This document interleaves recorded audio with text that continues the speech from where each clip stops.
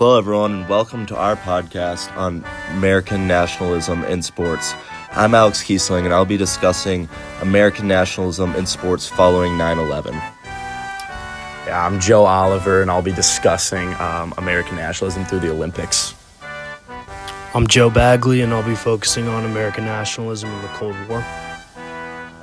I'm Isabel Stutz, and I'm going to be discussing how American nationalism manifested itself in sports throughout World War II.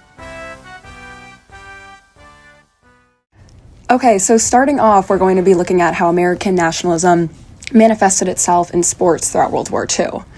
Overall, sports were acting as a symbol of national unity and a morale booster during this time.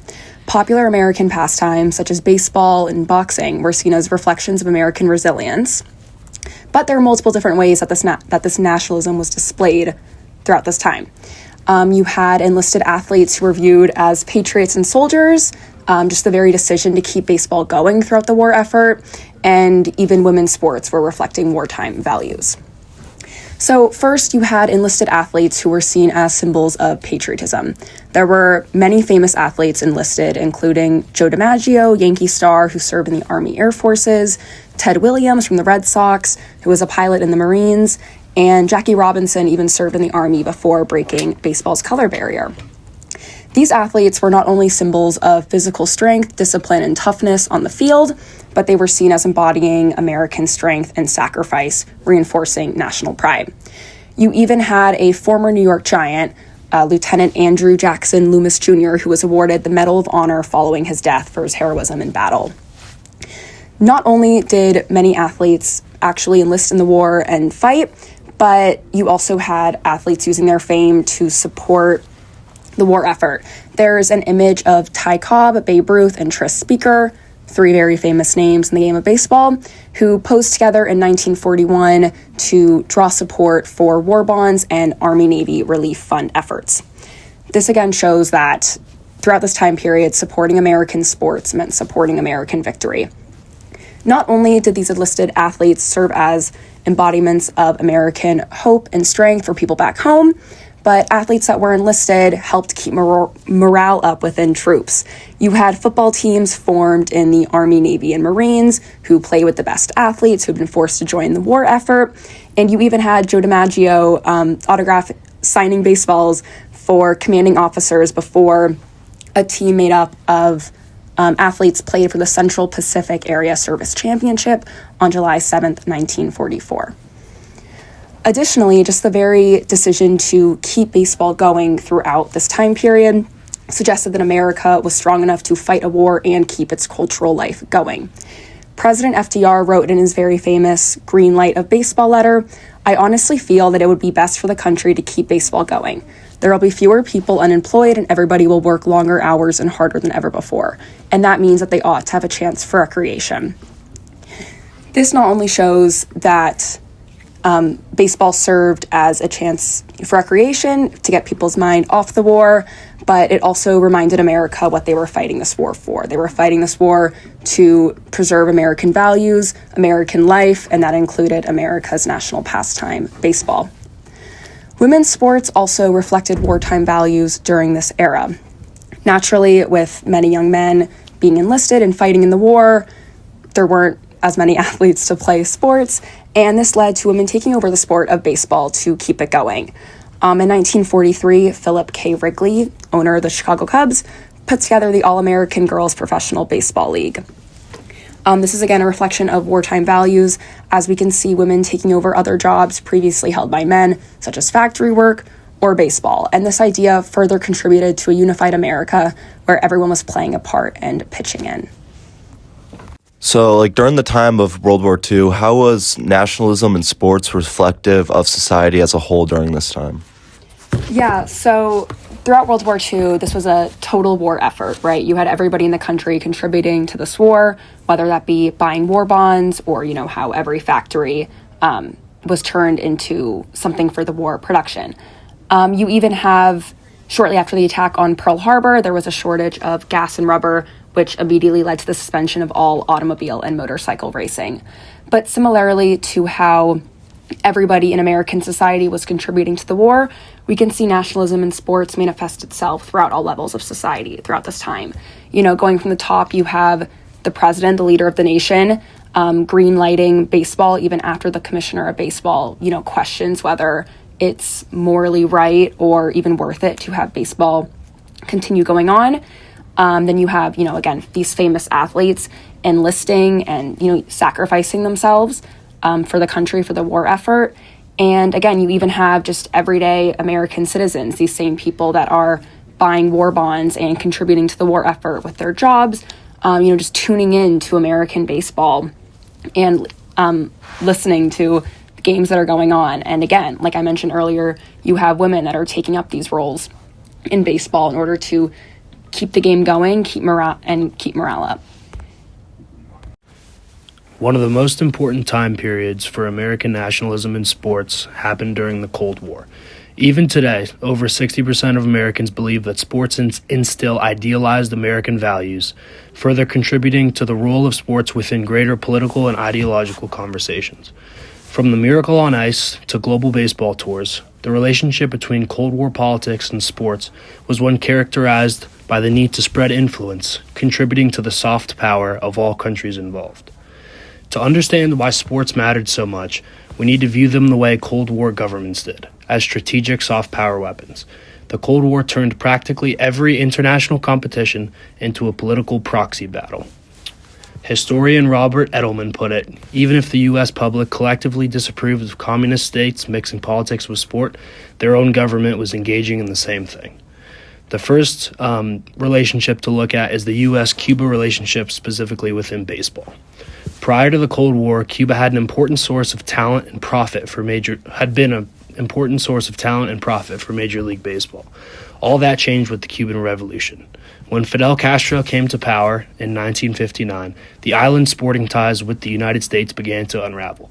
Within a year, the Cold War ended the most enduring transnational relationship in baseball history. Cold War politics meant that the island lost its place as the Caribbean's baseball epicenter, which later became the Dominican Republic. One famous moment was in 1959 when Fidel Castro personally led out a Cuban international baseball team onto the field. Later, after State Department pressure, that team was moved off the island. The Cold War brought these problems to a head and redefined baseball's global balance of power. By the 1970s, the Dominican Republic then took over as the epicenter of Cuban baseball. In response, Cuba created a parallel sporting world, and baseball became a tool of domestic and international stagecraft freighted with ideology. Sport was redesigned to foster mass participation, and it was also a way to make a bold statement across the global stage. Meanwhile, another important relationship to consider is the U.S. and the Soviet Union, which manifested itself within the sport of hockey. Prior to 1980, the Soviet Union hockey team was dominant. From 1963 to 1979, the USSR won 13 of 15 world titles and all 4 Olympic gold medals. The American public in 1972, when the U.S. took the silver and the USSR took gold, greeted this achievement as nothing big. 8 years later, the ultimate win by the U.S. triggered nationwide celebrations. But prior to the game, fewer than 15% of Americans thought the USA was stronger than the Soviets. Bloomberg Business released an article in January of 1980 which described U.S.-Soviet relations as pushed past any easy return. The subsequent game in February of 1980, with a U.S. team full of college athletes due to amateurism rules versus a dominant professional USSR team, the U.S. won in a stunning upset with a 4-3. Following the Miracle on Ice, the reaction by the American public was nothing short of extraordinary. People hugged strangers, sang God Bless America, and President Jimmy Carter said it was one of the proudest moments he's ever experienced. This was not only experienced in the U.S., but around the world. Newspapers as far as India reported on the front page with the main headline being about this hockey upset. The victory wasn't just about hockey. It served during a period of time after Watergate, after the Vietnam War, and during a time of deep fears when the U.S. feared it was losing ground in the Cold War. This one game, reignited national confidence. It reminded Americans of the narrative they wanted to believe. The underdogs could triumph, that democracy bred resilience, and that the U.S. still had something special. This wasn't just a sports moment, it was a national moment. Overall, across both baseball and hockey, we see a common theme. The Cold War turned sports into powerful symbols of ideology and national identity. In baseball, the U.S.-Cuba relationship fractured as each nation used the sport to project its values, and in hockey, Soviet dominance and the American response culminated in one of the most iconic nationalist moments in U.S. history. Can you just tell me a little bit about the difference between like Cuba versus the U.S. and the Soviet Union versus the U.S.? Yeah, so the U.S. and Cuba is an example of when kind of relations were strong before the Cold War, and then they kind of deteriorated as it started within sports. So before Fidel Castro took power in Cuba, Major League Baseball had a very big presence, both internationally, especially in the Caribbean, more specifically in Cuba. Whether that be investments in Cuban baseball, investments in talent coming out of Cuba, Major League Baseball had a really big presence there. However, when the Communist Revolution in Cuba happened, due to the geopolitical and political pressures from the U.S., Major League Baseball pretty much reverse coursed and completely divested from their presence there, versus the Soviet Union is an example of kind of that underdog story that I mentioned. The Soviet Union was dominant up to that point, really not really losing anything when it came to hockey. And for the U.S. to win in 1980 at that time was kind of a symbol of triumph, where it's democracy winning over communism. So when we talk about American nationalism in sports, one of the clearest examples is what happened right after 9/11. Sports took on this totally different role in people's lives. Instead of just being entertainment, stadiums became places where people went to process what had happened and to feel connected to other Americans. Sports took a break for a little bit right after 9/11. Baseball's paused, so football. So when sports finally came back, the atmosphere was nothing like it was before. Baseball especially became kind of an emotional center for the country. A lot of players started wearing NYPD and New York Fire Department hats to show support for first responders that lost their lives and went through the hardships of 9/11. Fans brought flags to the stadiums. People were crying in the stands, and the whole country was watching. Major League Baseball even changed some of their traditions.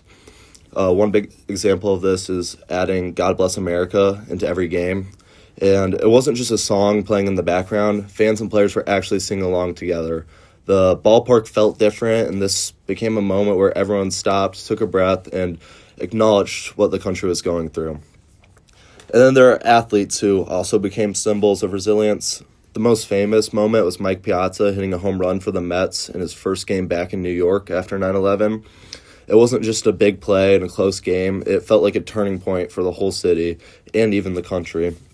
It was one of the first times New Yorkers got to cheer again without feeling sad about what happened in their city.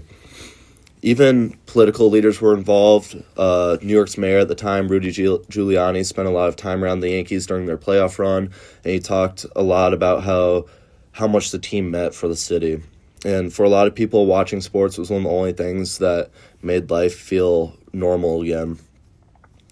But at the same time, there's a lot of complicated stuff happening underneath patriotism. Sports were helping people heal, but they're also being used to send a message that the country's still strong and that they're not going to let terrorists break their traditions and what they're doing.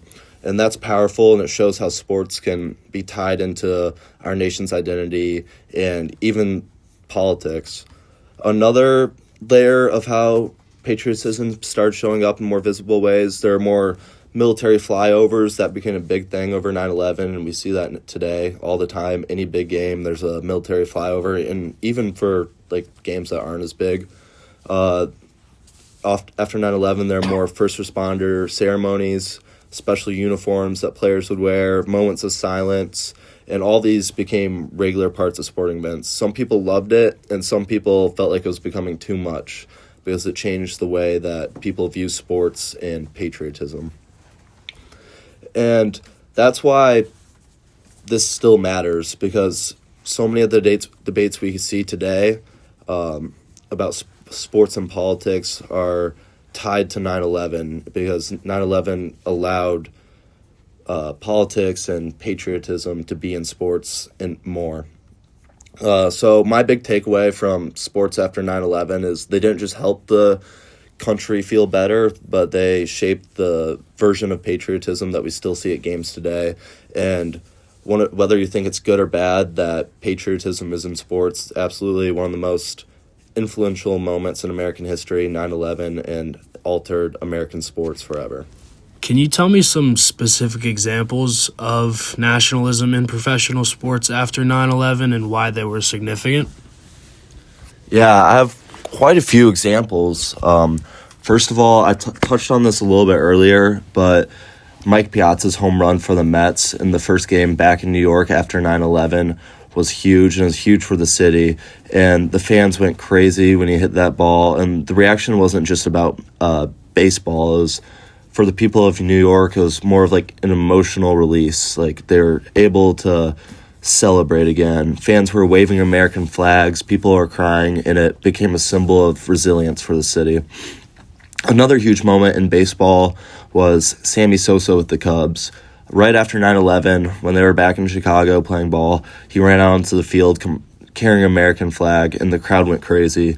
He ran out all the way around the field to the outfield with the flag. The fans were going nuts. And then later, he hit a home run, and his first base coach handed him the American flag, and he ran around the bases with an American flag. And it was one of the most replayed videos and images from that time because it captured both pride for our country with athletes and with the fans. And then also you have President Bush throwing out the first pitch at Yankee Stadium during the World Series. It wasn't just a normal first pitch. It was huge for the country.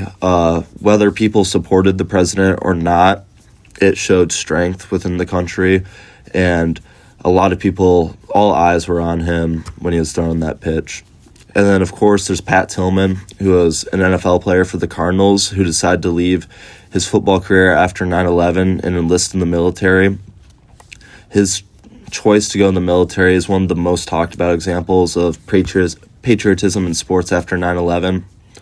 And whether or not people agreed with the war or not, Tillman's decision was seen as the ultimate form of sacrifice for our country, and it just shows a whole new connection between sports, service, and patriotism. All right, finishing off our subtopics here, we have American nationalism through the Olympics. And the Olympics matter because they're basically the biggest global stage for displaying national identity, and every country marching into the opening ceremony is making a statement about pride, unity, and symbolic power. This totally shapes how we understand the games, and those entrances aren't just a parade. They're a performance of who each nation claims to be.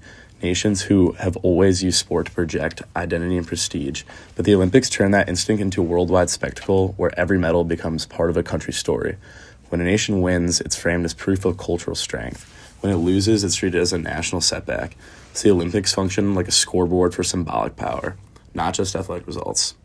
Transitioning to the U.S. specifically, though, American Olympic coverage plays a massive role in shaping how Americans see themselves because broadcasters consistently frame U.S. athletes as living representations of American values such as individualism, resilience, meritocracy, overcoming adversity, all that type of stuff. They build these emotional profiles that turn athletes into symbols of what the country thinks it represents.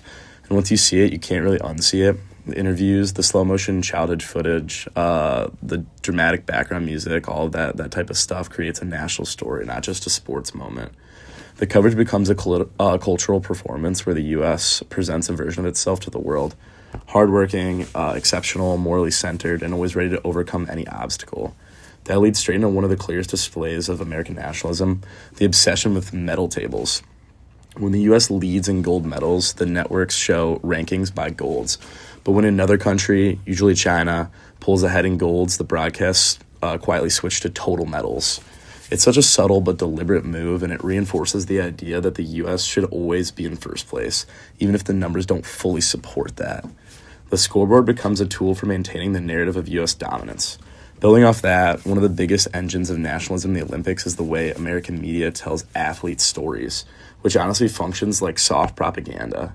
U.S. coverage creates hero arcs for American athletes, stories about grit, adversity, blue-collar backgrounds, humble beginnings, or personal sacrifice. These stories aren't just inspirational, they're kind of structured like national myths. They teach audiences how to feel about America. The key is that this level of emotional storytelling is almost never applied to international athletes.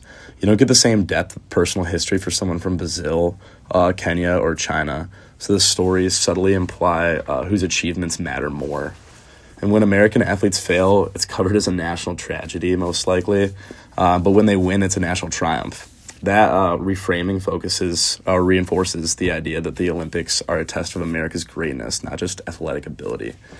You see all this clearly in modern examples like Simone Biles stepping back for mental health reasons. Like that wasn't just a personal decision, it was a mental health thing. The men's basketball team treating dominance like a birthright. And when they lose, it's framed as an embarrassment for the country. Athletes like Michael Phelps, Katie Ledecky, and Noah Lyles are elevated into symbols of American heroism and endurance. Even international rivalry gets wrapped into nationalism. Coverage of U.S. versus China in the medal race is treated like a geopolitical competition where every medal has political meaning. Even primary sources reflect this. The Olympic official reports from the L84 archive emphasize medal tables, patriotic imagery, flag displays, and language celebrating U.S. achievement. It shows that nationalism isn't just a media spin, it's structurally built into how the games are documented. These reports highlight the U.S. team with almost promotional language and make clear that the national pride is woven into Olympic narrative from the inside out. When you step back and look at all these layers, storytelling, medal tables, ceremony rituals, archival reports, it becomes obvious that the Olympics aren't just sports. It's a global platform where nations perform who they are, and the U.S. uses the games to reinforce ideas of exceptionalism, dominance, resilience, and moral identity. Through the way that the stories are told, the way the rankings are displayed, and the way American athletes are symbolized, the Olympics become a place where American nationalism is constantly created, broadcasted, and reaffirmed every time the U.S. steps onto the world stage. So, do you think the U.S. does this more than other countries, or is every nation guilty of this kind of Olympic nationalism? Yeah, I would say every country participates in Olympic nationalism to some extent. The structure of the games practically demands it, but the U.S. definitely elevates it more than most. Part of that is just scale. American broadcasting is the biggest in the world and the most commercialized, most invested in turning athletic achievement into a national storyline. Smaller countries might hype a few standout athletes, but the U.S. turns almost every performance into a symbolic reflection of American identity. A clear real-life example of this is the coverage of the 2008 Beijing Olympics. When China led the gold medal count, U.S. networks immediately switched to showing total medals instead.